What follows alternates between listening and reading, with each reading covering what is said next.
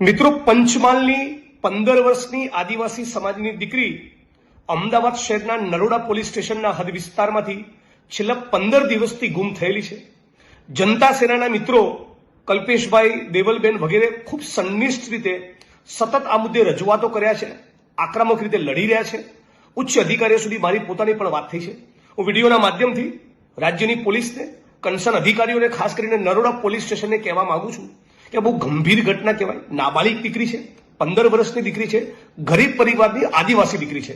એટલે તમે તમારા પ્રયત્નો કરતા જશો, પણ છતાં આ પ્રયત્નોને અતિ સઘન કરી કોઈ પણ સંજોગોમાં આવતા 72 કલાકમાં આ દીકરીઓનો અતોપતો મળે.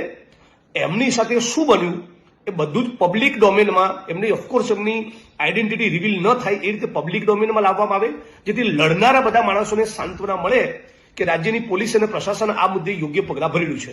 જોઈન્ટ કમિશનર પોલીસ સાથે મારે વાત થઈ, એમણે મને પાક્કી ખાતરી આપી છે કે જિગ્નેશભાઈ, અમે આ મેટરને ગંભીરતાથી લીધી છે. હું પોતે કેસનું મોનિટરિંગ કરી રહ્યો છું અને મને પાક્કી ખાતરી છે કે ટૂંક સમયમાં દીકરી મળી જશે. પણ છતાં વિડીયોના માધ્યમથી અપીલ કરું છું કે 15 વર્ષની આદિવાસી સમાજની આપણી આ બેન, આપણી આ દીકરી એ તાબડતોબ નરોડા પોલીસ સ્ટેશન એને શોધીને લાવે.